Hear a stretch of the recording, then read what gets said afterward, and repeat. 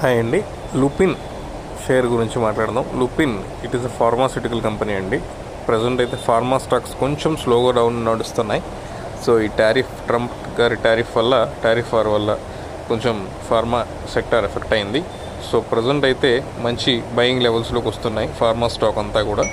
So sun pharma కానివ్వండి, FDC కానివ్వండి, లుపిన్ కానివ్వండి, ఏదైనా సరే ఫార్మా సెక్టర్ స్టాక్స్ అన్నీ కూడా ప్రజెంట్ మంచి బయింగ్ లెవెల్స్లోకి వస్తున్నాయి. సో లుపిన్ విషయం గురించి మాట్లాడదలుచుకుంటే, సో లుపిన్ ప్రజెంట్ 1910 రూపీస్ దగ్గర ట్రేడ్ అవుతుంది అప్రాక్సిమేట్లీ ఇవాళ. సో మంచి బయింగ్ లెవెల్ అండి. 1910 అక్యుములేట్ చేసుకోవచ్చు.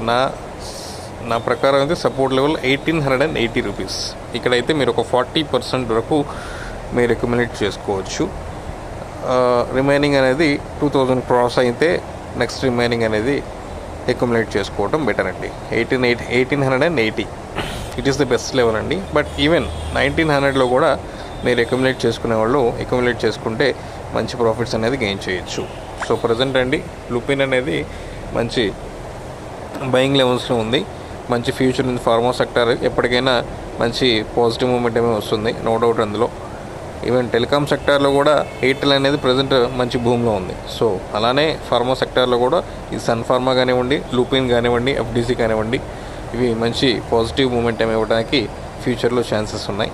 Thank you.